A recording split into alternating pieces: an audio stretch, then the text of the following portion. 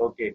So in the last class, we were discussing about the electric current and the electric circuit, and in that part, we have learned about the formula that we have to use for electric current. That is I equals to. Anyone can recall what is the formula for the electric current? Q upon T.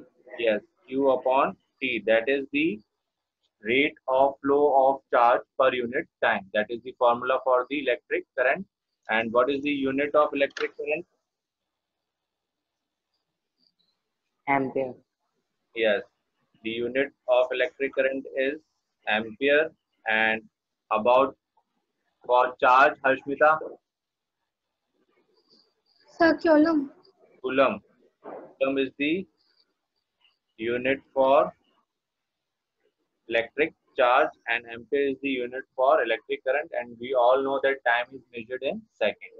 So here is an example given on your NCERT book. If you have your NCERT book, you can open it on page number 200, example 12.1.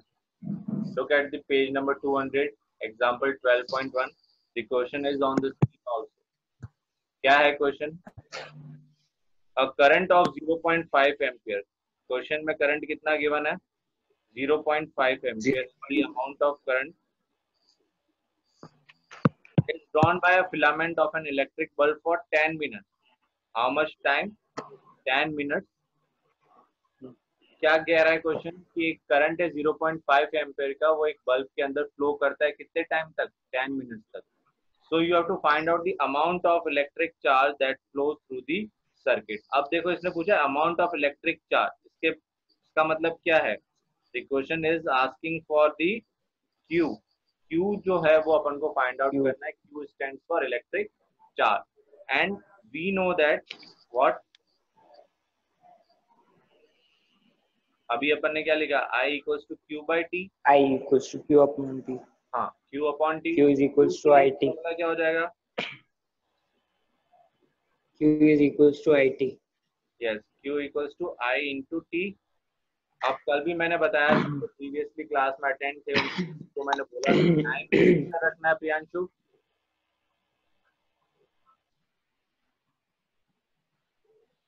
Priyanshu, हाँ, time किसके अंदर रखना है? Time T पे. Second. 600 seconds. देखो यहाँ पे याद रखो टाइम आपको कितना गिवन है? 10 मिनट्स. तो आपको 10 minutes. करना है 0.5 into 10. ये गलत हो जाएगा. This will be wrong. Why? Because time has to be taken in seconds. तो 10 मिनट में कितने सेकंड्स होता है? तो 10 into 60. 600. तो ये आपका हो गया 600 सेकंड.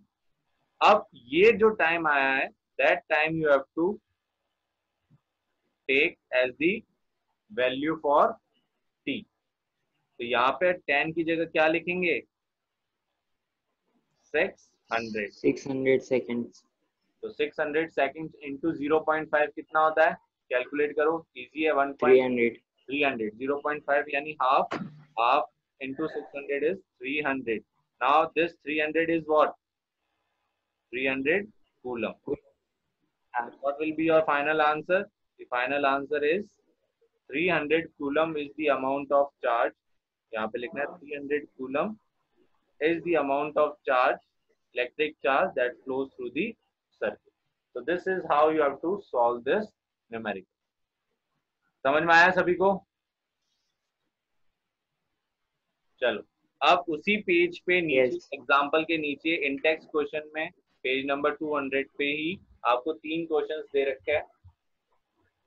इनको अपन देखते क्या है. ये सिंपल सा, ये कल अपन इनको कवर कर सकते हैं. What is the first question? What does N electric circuit mean? तो इसका आंसर कौन देगा?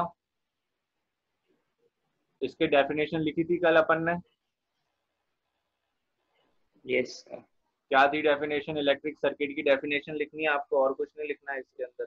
It is a closed and a continuous path of electric current. बिल्कुल सही कहा प्रियांशु ने. It is what does N electric circuit mean? It means a closed and continuous path of electric current. बस इतना सा लिखना है और कुछ नहीं लिखना। एक नंबर का क्वेश्चन आता है, सिंपल सा। Now the second question, define the unit of current. Unit of current क्या है दिव्यांशु? यूनिट ऑफ करंट क्या है? Ampere. Ampere. Ampere is the unit of current, कल पढ़ा था अपन ने। ठीक है, अब define the unit of ampere का मतलब है जो अपन ने कल किया था, डिफाइन 1 एम्पियर। एक क्वेश्चन लिखा था मैंने, डिफाइन 1 यस एम्पियर, फिर उसका आंसर लिखा था। सेम वही मतलब है, उसी का आंसर है unit of current. So the unit of current is ampere, and how we will define 1 ampere, that you have to. Can anyone tell what is 1 ampere?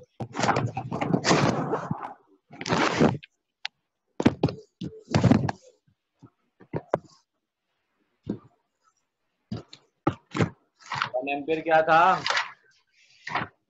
1 ampere when 1 coulomb of electric Yes, 1 charge is ampere. passed in 1 second. Very good.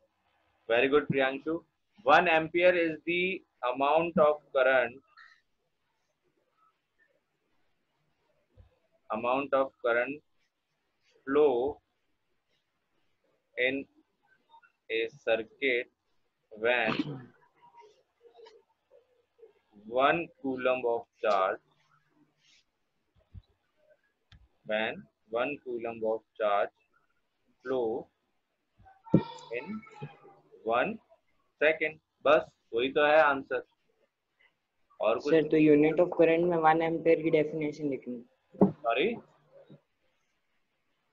Sir in this second question define the unit of current and हाँ, why 1 unit of ampere current का मतलब ही है आपको 1 ampere की definition लिखनी है। Yes, कहे की मतलब है कि 1 एम्पियर क्या होता है उसकी डेफिनेशन लिखनी है। तो 1 ampere is equal to 1 coulomb upon 1 second. So this is how you have to define the unit of current. Now the third question, ये एग्जाम में आ भी चुका है, बोर्ड एग्जाम के अंदर थर्ड क्वेश्चन 2 मार्क्स का क्वेश्चन आया था ये। Calculate the number of electron constituting 1 coulomb of charge. कितने number of electrons 1 coulomb charge बनाते हैं? जैसे अपन ने कल किया था एक question, similar Yes sir, question. 1.6 into 10 raised to power minus 90. That is the charge of one. I am talking about the number of electrons. एक कूलम में कितने नंबर ऑफ इलेक्ट्रॉन? कैसे करेंगे इसको, क्या फॉर्मूला यूज करेंगे? Q equals to N. याद आया? Yes sir. पहले एक फॉर्मूला क्या था, Q इक्वल्स टू एन, उसी के ऊपर बिहाव, उसी पे बेस्ड है। अब देखो यहाँ पे क्वेश्चन में क्या गिवन है, number of electrons find out करने हैं। You have to calculate the number of electrons. इसका मतलब you have to calculate the value of N. Read the question and interpret what you have to find out first of all. तो calculate the number of electron का मतलब क्या, मुझे N की value find out करनी है। ई मुझे पता है कितना Yes, होता है, sir. चार्ज ऑफ 1 इलेक्ट्रॉन, जो अभी प्रियांशु ने बताया, that is 1.6 into 10 raised to power minus 19 coulomb. Okay, अब क्वेश्चन में देखो एक और चीज है कि 1 कूलम ऑफ चार्ज यानी 1 कूलम ऑफ चार्ज, यानी Q की वैल्यू क्या हो गई, 1 कूलम। बस ये वैल्यूज रखो इस क्वेश्चन में। तो n इक्वल्स टू क्या हो जाएगा, Q बाई E। Q की वैल्यू कितनी है 1, E की वैल्यू कितनी है 1.6 into 10 raised to power minus 9। अब इसको सॉल्व कैसे करेंगे? इसको सॉल्व कुछ नहीं करना, 1 upon 1.6 into 10 raise to power, ऊपर जाएगा तो प्लस हो जाएगा। अब 1 अपॉन 1.6 को सॉल्व करना है, ये पॉइंट हटा, 10 ऊपर आ गया, दिस इज 5/8। तो ये 5/8 हो गया, 2 5 जा 2, 8 जा 16, तो ये हो गया 5/8, और इसको एक 10 दे दो तो ये हो गया 50 into 10 raise to power 18 divided by 8। यहाँ तक किसी को कोई problem? Anyone having problem till now?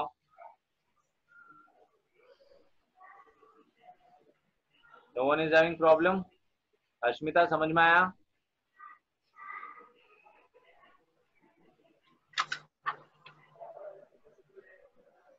Ashmita, can you hear me?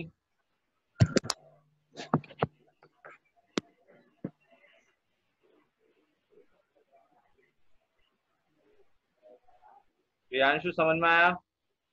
Yes sir. Ashmita क्या हुआ, आवाज नहीं आ रही क्या?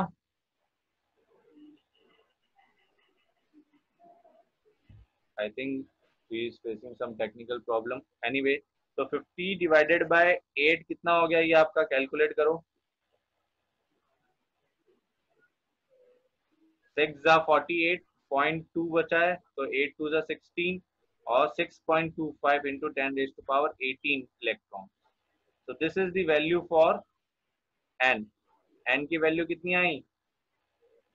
6.25 6.25 into 10 की पावर 18 इलेक्ट्रॉन। यानी इतने इलेक्ट्रॉन जब आपस में एक सेकंड में फ्लो होंगे, इसका क्या मतलब है? देखो बहुत ज्यादा इंपॉर्टेंस है इस क्वेश्चन का, तभी ये एग्जाम में भी आया था कि जब 6.25 into 10 raise to power 18 electron एक सेकंड के अंदर सर्किट के अंदर फ्लो होंगे, तब जाके कितना करंट बनेगा, सॉरी कितना चार्ज होगा?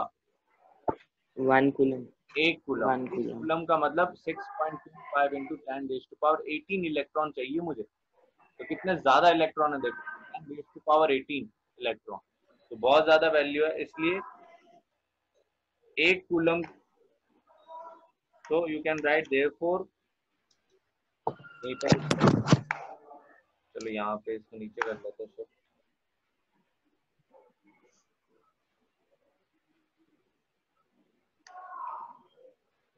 So we can say here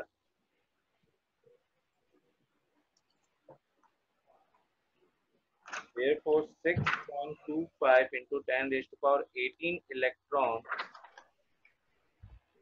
are required for 1 coulomb of charge. I hope ये समझ में आया है सभी को। Anyone having any doubt till now? Sir नहीं आया। नहीं आया, अश्मिता को नहीं आया। अश्मिता क्वेश्चन क्या है, पहले पढ़ो question. Sir calculate the number of electrons constituting 1 coulomb of charge। 1 coulomb of charge के अंदर कितने नंबर ऑफ इलेक्ट्रॉन्स है वो आपको फाइंड आउट करना है। This is the question. Now we have used the equation Q equals to Ne। ये equation अपन ने कल पढ़ी थी। हाँ। तो अब यहाँ पे क्वेश्चन में क्या बोले, नंबर ऑफ इलेक्ट्रॉन्स बताना है आपको। तो नंबर ऑफ इलेक्ट्रॉन्स का मतलब n की वैल्यू आपको फाइंड आउट करनी है क्वेश्चन के अंदर। E की value that is the charge of 1 electron कितना है, ये अपन ने कल पढ़ा था। एक इलेक्ट्रॉन के पास कितना चार्ज होता है, 1.6 into 10 raise to power -19 coulomb, है ना।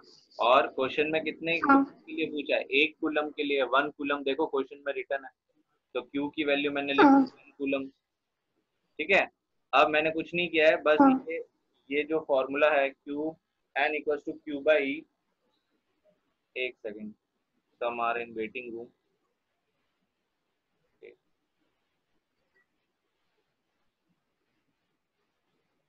Now look, we have to find out the value for n। n की वैल्यू मुझे फाइंड आउट करनी है, so it is Q by E। Q की वैल्यू कितनी है, 1 कूलम, तो 1 मैंने न्यूमरेटर में लिख दिया। E की वैल्यू कितनी है, 1.6 इंटू 10 रेज़ टू पावर -9। अब यहाँ तक तो मैंने फिजिक्स अप्लाई कर दी, इसके बाद तो मैथमेटिक्स है सिंपल। क्या किया है, कैसे सॉल्व करना है। 10 रेज़ टू पावर -19 ऊपर जाएगा न्यूमरेटर में, तो पावर ऐड हो पॉजिटिव बन जाती है। और ये क्या है मेरे पास, इसको वापस से सॉल्व कर लेते हैं, अगर नहीं आ रहा समझ में कोई बात नहीं। तो ये था 1/1.6, ठीक है। तो मैंने ये पॉइंट हटाया तो ऊपर 10 हो जाएगा। अब मैंने क्या किया, आई हैव डन, यहाँ से देखो 10 रेज़ टू पावर 19 है, एक 10 मैंने इसको दे दिया, इसको कट कर दो, ये हो गया 2 8 जा और ये हो गया 2 5 जा, तो 5/8 इंटू 10 रेज़ टू पावर 19 हुआ। अब मैंने एक पावर 10 रेज़ टू पावर 18, यहाँ से एक पावर इसको दे दी, तो 10 यहाँ से मल्टीप्लाई हो गया, बन गया 50। तो 50/8 को डिवाइड करो, 8 5 जा और 8 6 जा 48, तो 6 लिख दिया, 2 कैरी ओवर, 20 बचा, पॉइंट लगा दिया, 16 2 और फिर 40 तो 5, 6.25। आप 50 बाय डिवाइड करोगे 8 से तो यू विल गेट 6.25 और 10 raise to power 18 as it is आ गया। तो अपने पास n की वैल्यू कितनी आ गई? 6.25 into 10 की power. Yes, 6.25 into 10 raised to power 18 electrons are required for 1 coulomb of charge. I hope यहाँ तक समझ में आया सभी को। थम्स अप चाहिए मुझे सबके।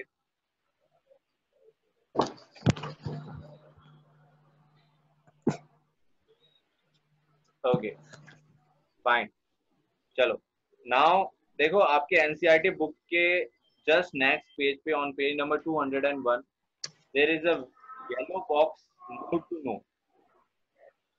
ये थोड़ा सा आपके बोर्ड ऑफ एग्जाम से आउट ऑफ कोर्स का है, ठीक है, इससे क्वेश्चंस नहीं आते एग्जाम के अंदर, बट फिर भी for just our knowledge we should consider it, क्योंकि अगर आप फ्यूचर में साइंस ऑप्ट करते हो, फिजिक्स केमिस्ट्री मैथ्स या बायो, फिजिक्स अगर रहेगी सब्जेक्ट तो फिर उसके अंदर आपका ये इम्पोर्टेंट है, उसमें आपका ये, तो ये क्या कह रहा है इसको एक बार देख लेते हैं, जस्ट फॉर इंफॉर्मेशन है, नॉट फॉर बोर्ड एग्जाम। एक बार रीड कर लेते हैं।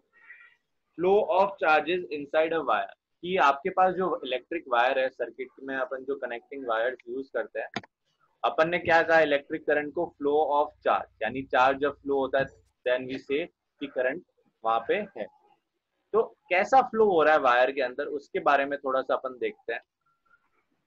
इन आर लोअर क्लासेस अपन ने पढ़ा है how does a metal conduct electricity, कि लो एनर्जी इलेक्ट्रॉन, देखो her everything is made up of atom, ये आपने केमिस्ट्री के अंदर पढ़ा है, छोटी क्लासेस में भी पढ़ा है, tiny substance is known as the atom, है ना, और atom is consisting having a electron and proton. Proton जो है वो तो बहुत मुश्किल से निकलता है because it is bounded in the nucleus. देखो ये थोड़ा हाई ऑर्डर है, नहीं भी समझ में आएगा तो कोई दिक्कत नहीं है बिकॉज अपने सिलेबस का नहीं है, I am just giving an extra information. तो यहाँ पे देखो लो एनर्जी इलेक्ट्रॉन जो होता है, हर एक कंडक्टर के अंदर कुछ इलेक्ट्रॉन लोअर एनर्जी लेवल्स के होते हैं, तो वो जब lower energy level inside the solid the atoms are packed together with very little spacing between them, यानी सॉलिड मटेरियल होता है, आपने देखा होगा इंटरमॉलिक्यूलर स्पेस जो होती है वो बहुत क्लोज होती है, बहुत ना के बराबर intermolecular space. So here it is saying in solid that the solid the atoms are packed together very little spacing, but it turns out that electrons are able to travel through a perfect solid crystal smoothly and easily, almost as if they were in vacuum. The motion of electron in conductor however is very different from that charges in the empty space। यहाँ पे जो अपन बात कर रहे हैं motion of electrons in a conductor, क्योंकि electron के flow होने की वजह से क्या होता है इलेक्ट्रिक करंट, ये अपन ने प्रीवियस क्लास में पढ़ा था, लास्ट क्लास में देखा था ना कि एक्चुअल में इलेक्ट्रॉन की फ्लो की वजह से क्या होता है आपका करंट फ्लो होता है। तो यहाँ पे जो करंट फ्लो हो रहा है यानी जो चार्ज फ्लो हो रहा है वायर के अंदर वो एक अलग तरीके से हो रहा है, ऐसा नहीं है एक चार्ज खुद अपनी जगह छोड़ के पूरा वायर के अंदर घूम रहा है, ऐसा नहीं होता है। एक्चुअल में क्या होता है, जैसे मान लो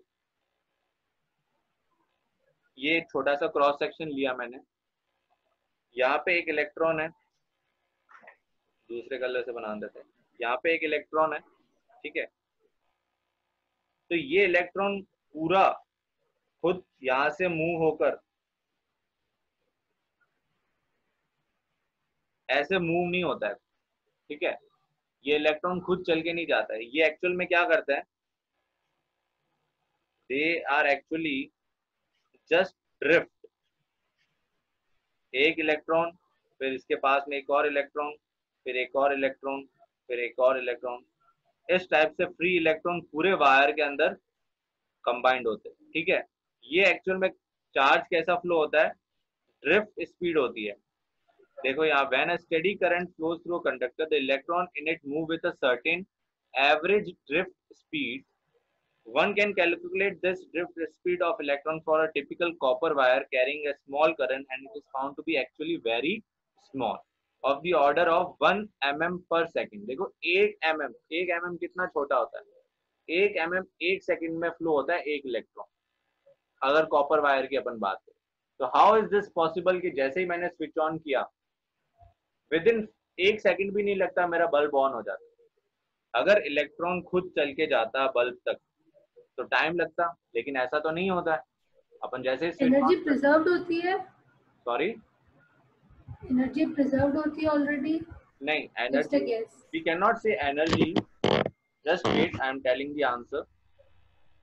एक्चुअल में एक इलेक्ट्रॉन खुद अपनी जगह से छोड़ के बल्ब तक नहीं जाता है। एक्चुअल में क्या होता है, यहाँ पे देखो, it cannot be that a current starts only when an electron from one terminal of the electric supply physically reaches the other terminal through the bulb, because the physical drift of the electron in a conducting wire is very slow process. The exact mechanism of the current flow, which takes place with a speed close to the speed of light, is fascinating, but it is beyond the scope of this book. तो यहाँ पे इसका answer आपकी book के अंदर नहीं है कि अपन कैसे फ्रैक्शन ऑफ सेकंड में जैसे स्विच ऑन करते हैं, जैसे I just switch on this button, switch on करता हूँ मैं और लाइट ऑन हो जाती है। तो वो एक्चुअल में यहाँ पे क्या होता है, ये जो इलेक्ट्रॉन्स होते हैं ये आपस में चार्ज को क्या करते हैं, ट्रांसफर करते हैं, एक तरह से पास ऑन करते हैं। ठीक है, आप ऐसे समझ सकते हो ये वाइब्रेट करते हैं अपनी एक ही पोजीशन पे और एनर्जी को एक पॉइंट से दूसरे पॉइंट पे ट्रांसफर करते हैं। कौन सी एनर्जी, इलेक्ट्रिकल है। Is that clear? तो अगर क्वेश्चन में आता है आपसे कोई, मान लो जनरली ऐसे ही कोई क्वेश्चन पूछ लेता है, पुटअप कर लेता है, क्या इलेक्ट्रॉन पूरे सर्किट के अंदर फ्लो होता है, तो आंसर है नहीं, वो अपनी ही पोजीशन पे ड्रिफ्ट वेलोसिटी से धीरे धीरे आगे बढ़ते रहते हैं और वाइब्रेशंस के थ्रू एनर्जी को ट्रांसफर करते हैं। Is that clear? Yes sir.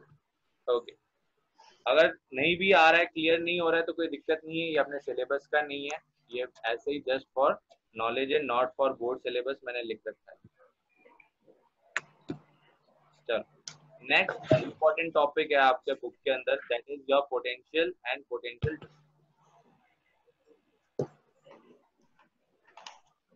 उससे पहले अपन एक सिंपल सा मैं आपसे क्वेश्चन पूछता हूँ।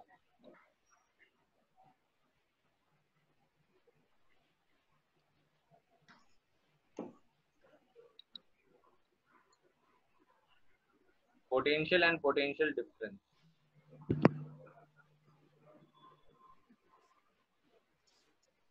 लेट अस से मेरे पास दो कंटेनर है, सेम टाइप की कंटेनर है।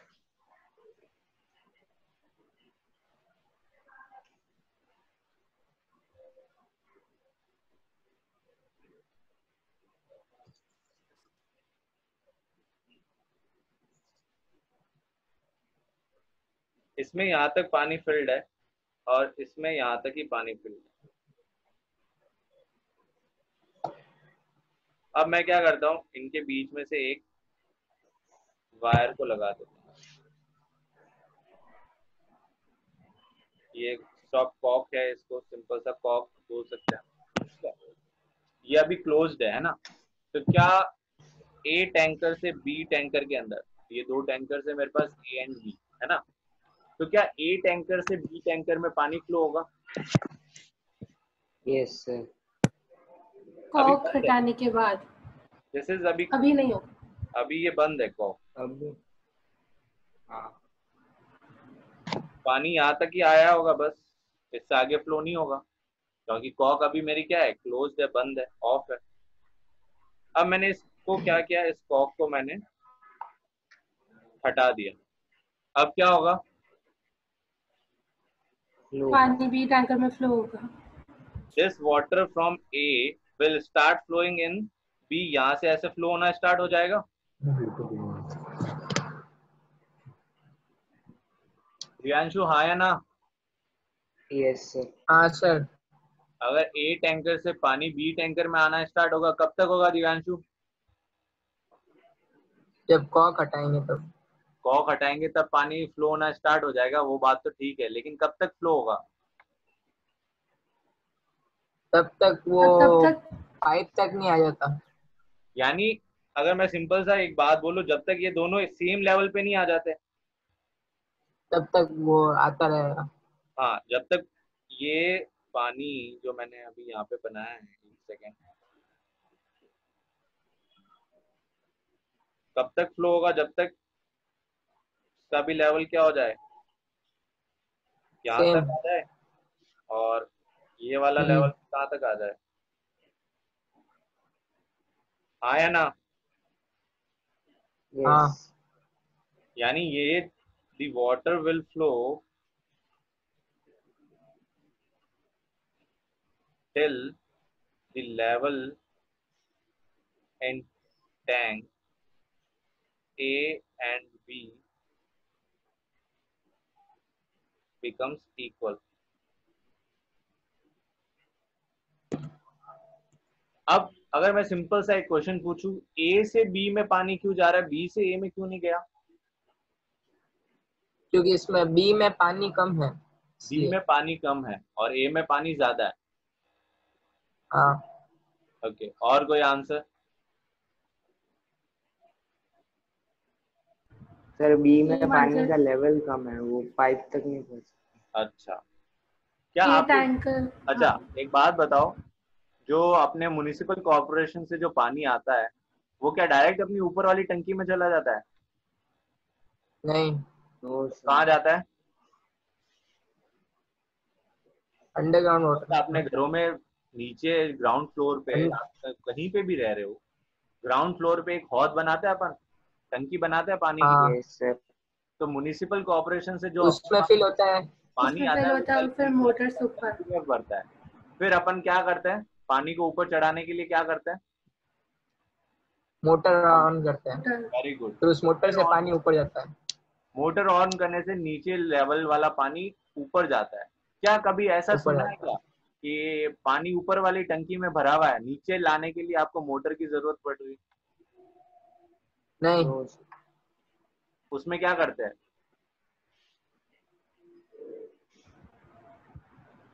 अगर आपकी, अगर ऊपर जब भरा हुआ होता है तो ऑलरेडी अपने आप ही चला जाएगा। वेरी गुड, ये आंसर चाहिए था जो कुमकुम ने बोला भाई, अगर ऊपर वाला टैंक भरा हुआ है तो ऑटोमेटिकली पानी आ जाता है। तो यहाँ पे देखो दो चीजें हो रही है, जब आपको हाई लेवल से अगर लो लेवल जाना है, पानी के लिए बात कर रहे हैं अपन, हाई लेवल से लो लेवल जाना है तो ऑटोमेटिक हो जाता है, अपन को कोई एक्सटर्नल जरूरत नहीं पड़ती। बट अगर उल्टा प्रोसेस करना है, लो लेवल से पानी को हाई लेवल तक पहुंचाना है, तब यू रिक्वायर्ड पानी की मोटर। यस और motor. No? Yes sir. Yes, तो यही चीज अब अपन इसको करने वाले हैं विथ योर पोटेंशियल डिफरेंस। कैसे? ये देखो, यहाँ पे पानी की बात कर रहे थे जो कि फ्लो हो रहा था, यहाँ पे क्या फ्लो हो रहा है? वाटर। और अपने यहाँ पे इस वाटर, चैप्टर में क्या फ्लो हो रहा है? इलेक्ट्रिसिटी। इलेक्ट्रिक करंट ही तो फ्लो हो रहा है। वायर्स के अंदर क्या चीज फ्लो हो रही है? करंट फ्लो हो रहा है ना? यस, तो यहाँ पे वाटर हायर लेवल से लोअर लेवल ऑटोमेटिक चला जाता है, तो करंट भी कहां से कहां जाएगा? हायर पोटेंशियल से लो। हायर से लोअर तक। Lower potential. Very good. अब ये पॉइंट बहुत याद रखना है, that current will automatically flow from always higher potential to low potential.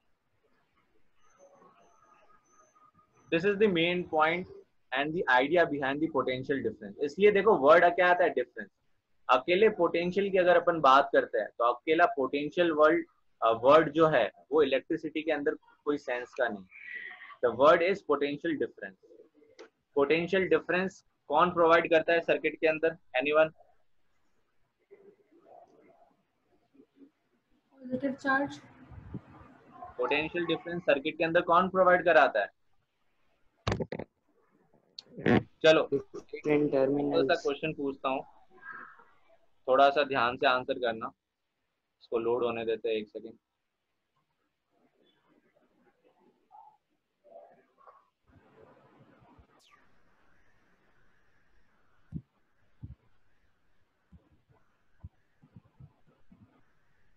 जिससे पूछूंगा वही आंसर करेगा सिर्फ, ठीक है।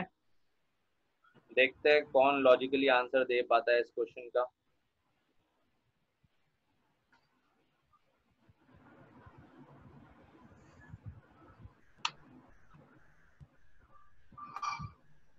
Okay, so the answer first of all किससे पूछें? ओके, दिव्यांशु, सर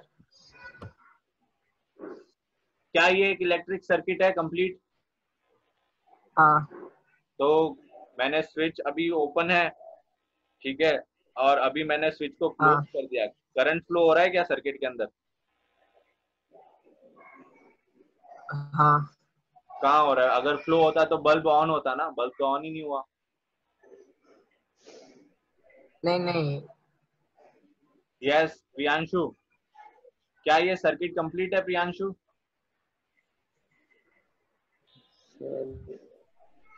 नहीं है शायद। नहीं है, क्यों नहीं है? क्या रीजन है, क्या कमी है इस सर्किट के अंदर? सारे कनेक्शन बंद है, देखो बल्ब भी लगा रखा सर है, सेल ही नहीं है। सेल नहीं है। तो सेल क्या करता है? चार्ज प्रोवाइड करता है। वेरी गुड, पोटेंशियल चार्ज तो प्रोवाइड करवाता है, लेकिन वो चार्ज का कब फ्लो होना है? देखो चार्ज, अब चलो एक और क्वेश्चन, चलो कुमकुम ने जो बोला है इसको थोड़ा सा और डिटेल में देखते हैं। देखो चीजों को समझना है, बाकी सिलेबस तो कंप्लीट हो ही जाएगा, उसमें कोई दिक्कत नहीं है, ठीक है।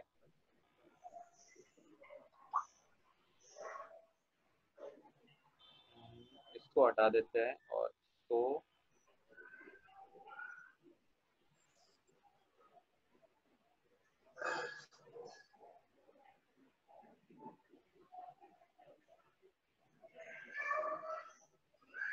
ओके। नाउ कुमकुम, अगर मैं स्विच को ऑफ करता हूँ, मतलब ऑन करता हूँ, बंद करता हूँ स्विच को, क्या करंट फ्लो होगा अब?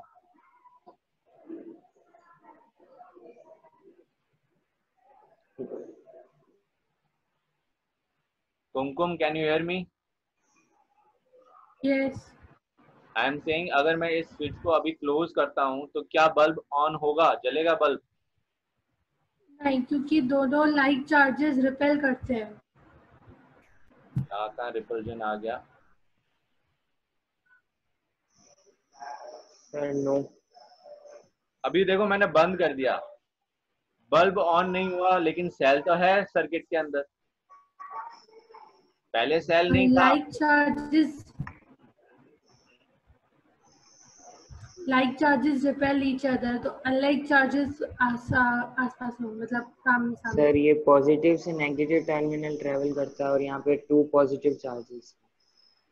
Okay, you are very close to each other, but देखो मेन मैं जो समझाना चाह रहा हूँ वो पोटेंशियल डिफरेंस से रिलेट करते हैं अपन। जब एक बैटरी थी, अभी मैं एक बैटरी को हटा देता हूँ, ठीक है, अभी मैंने ये हटा दिया और इसको ज्वाइन कर दिया, तो देखो बल्ब ऑन हो गया ना? क्यों हुआ अभी बल्ब ऑन? Yes sir. क्योंकि अभी मेरा सर्किट कंप्लीट है, और ये जो सेल जो प्रोवाइड करता है, cell is providing the potential difference. जब तक सर्किट में पोटेंशियल डिफरेंस होगा तभी चार्ज फ्लो होगा। और अब आते हैं वो प्रीवियस वाले एग्जांपल पे। यहाँ पे अब मैंने क्या किया,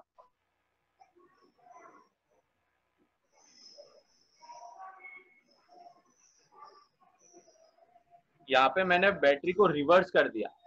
रिवर्स करने का मतलब, मान लो अगर ये 9 वोल्ट दे रहा है, ये वाली बैटरी फर्स्ट वाली, तो ये जो स्विच के बाद वाली जो बैटरी है ये -9 वोल्ट दे रहा है, तो +9 एंड -9 ओवरऑल क्या हो गया, 0। यानी कि अभी 0।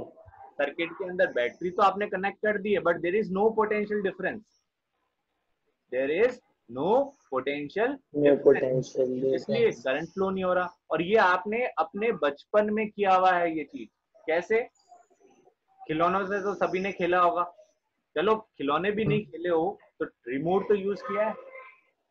रिमोट में यस सर। रिमोट नहीं चल रहा है, ठीक है सर। रिमोट सही है लेकिन रिमोट नहीं चल रहा है, इसका क्या कारण हो सकता है?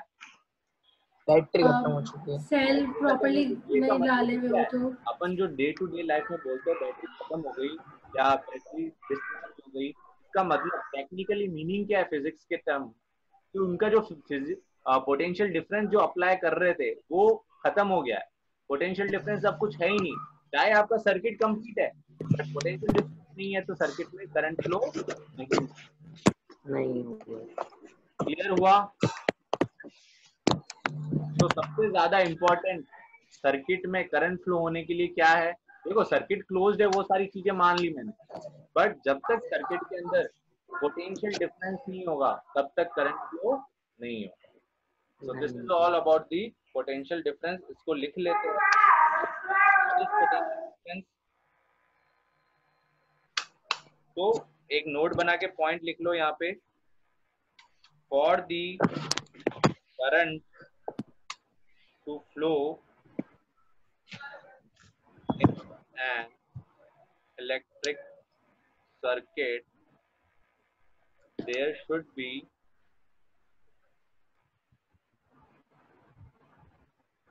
a potential difference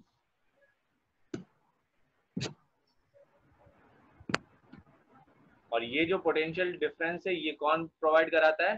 बैटरी या फिर सेल, कुछ भी बोल सकते। ये पॉइंट याद रखना है, potential difference is provided by the battery और सेल। अगर बैटरी और सेल सही तरीके से लगी हुई है और करंट सर्किट पूरा सही है तो करंट फ्लो होगा और पोटेंशियल डिफरेंस है तभी current. Now how to define a potential difference? The amount of work done carrying positive charge from one point to another point in a circuit. Yes, very good. The potential मुझे एक concept पूछना the था. amount of defined as the amount of work done required to move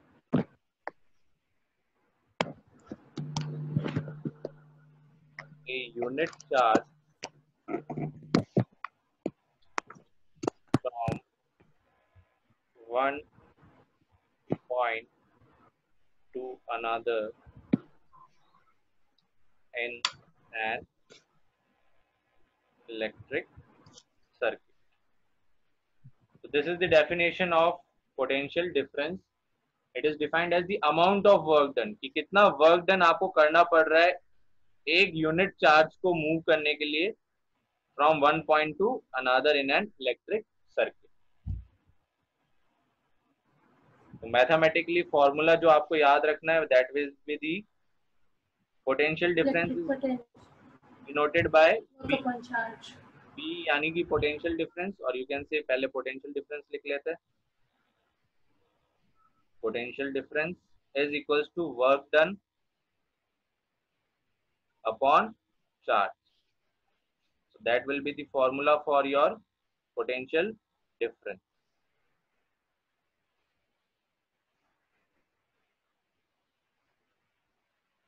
क्या हो गया इसको? टेढ़ा भी जा रहा है। ओके, इसको अगर अपन सिंबल्स की फॉर्म में लिखे तो potential difference is denoted by V, work done W dot D and charge is Q. So this is the formula for your potential difference. And what is the unit? SI unit of potential difference is volt. क्या है?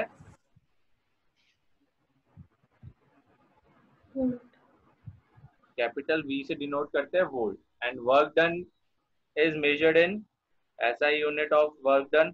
Work done किस में major करते हैं? 9th में पढ़ा है आपने, joule, capital J। And Q तो अपन को पता ही है, SI यूनिट ऑफ चार्ज क्या है, कल पढ़ा था,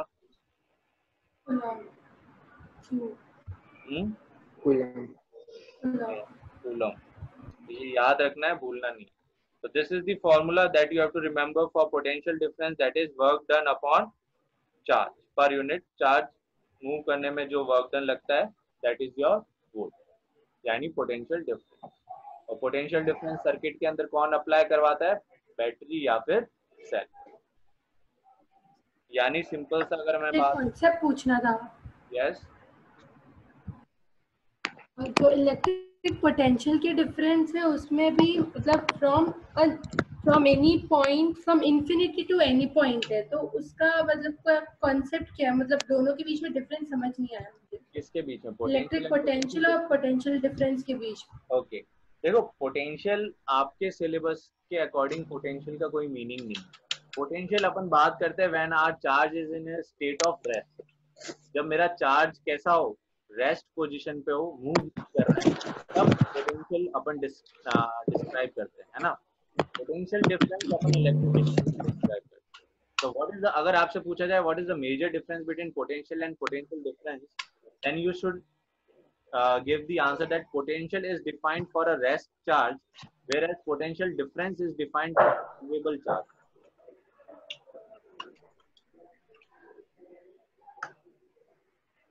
कुमकुम समझ में आया? हाँ, यस। पोटेंशियल जो वर्ड है वो अपन चार्ज के लिए यूज करते हैं जब चार्ज मेरा कैसा हो, रेस्ट हो, ठीक है। और potential difference we use the word when we charge are in motion, और वो मोशन में तभी आएंगे जब पोटेंशियल डिफरेंस। ओके, हमको हमारे जो टीचर थे उन्होंने मतलब ये डेफिनेशन इलेक्ट्रिक पोटेंशियल की दी थी, the amount of work done in carrying a unit positive charge from infinity to any point. तो इसलिए मैं कंफ्यूज हो गई।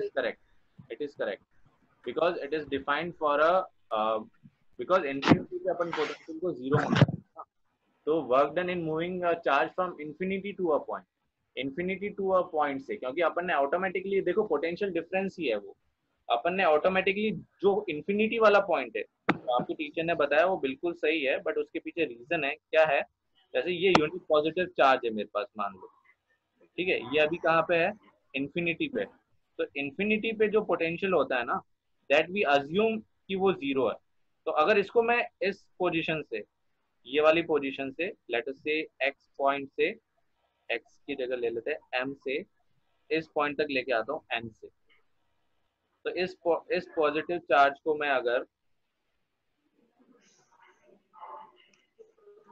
यहाँ से लेकर एन तक लेके आता हूँ, तो यहाँ से इंफिनिटी पे मैंने पोटेंशियल क्या अज्यूम किया है, जीरो, और यहाँ पे लेट अस से पोटेंशियल एन पे कितना है, V N, so at point N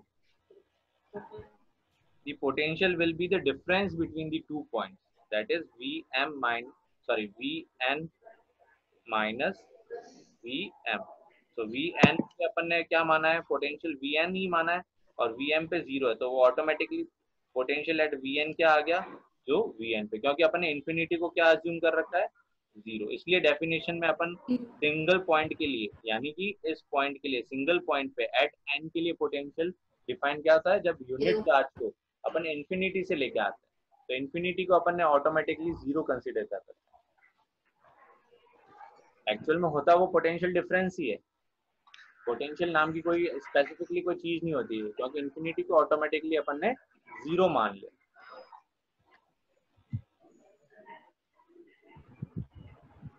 okay, समझ आ गई।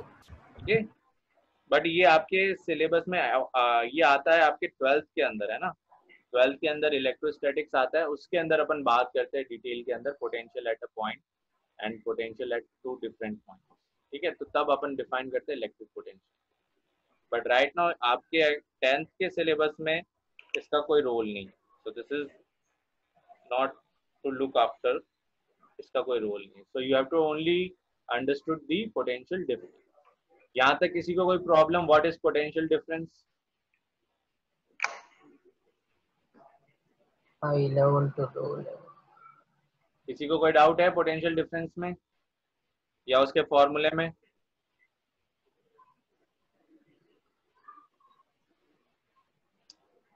अरे हाँ या ना तो बोल लो। No doubt. Yes, that's like my student. Okay, fine.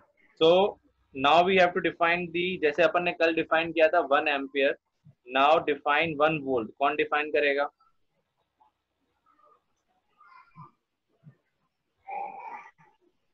कल डिफाइन किया था 1 एम्पियर को, वैसे ही 1 वोल्ट को डिफाइन करना है, तो फॉर्मूला क्या है, 1 volt equals to 1 work done, work done की यूनिट क्या है, joule, upon 1 1 joule upon define करना है बस. coulomb.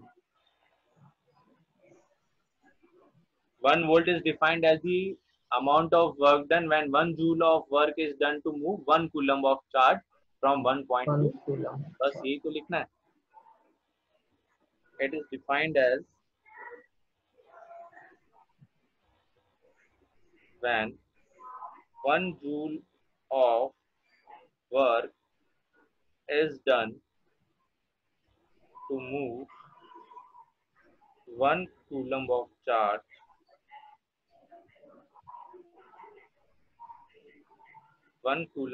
charge from one point to another. बस यही तो लिखना है. देखो रटने की कोई जरूरत नहीं है, फॉर्मूला याद होना चाहिए. वर्क डन अपॉन कूलम क्या होता है? Potential difference. और पोटेंशियल डिफरेंस की यूनिट क्या है? वोल्ट. और वर्क डन की यूनिट क्या है? जूल. और चार्ज की यूनिट क्या है? कूलम. तो it is defined as when 1 joule of work is done to move 1 coulomb of 1 coulomb. From one to another. बस. Is that clear? Yes, Yes, sir. sir. Okay. So now the क्या quiz. Question 1.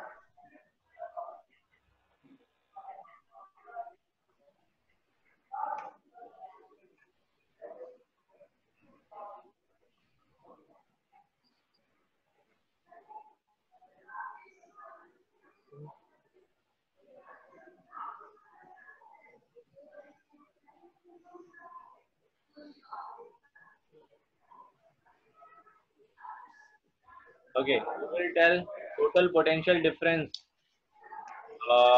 Divyanshu, Yes, sir.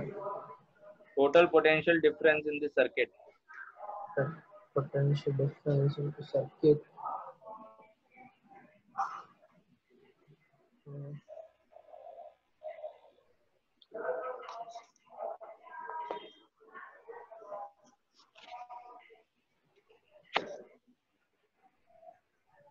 इतना time क्यों लग रहा है? Anyone else? Divyanshu? Sir, 4.5 volt. Very good.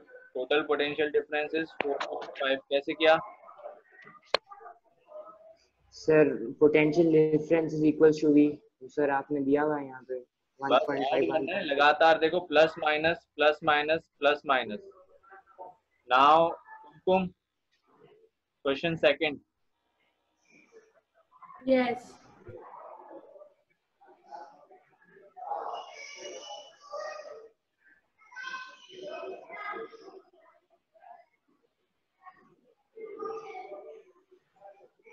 तीन volt, 6 volt, 9 volt. Order देखो batteries का किस तरीके से है.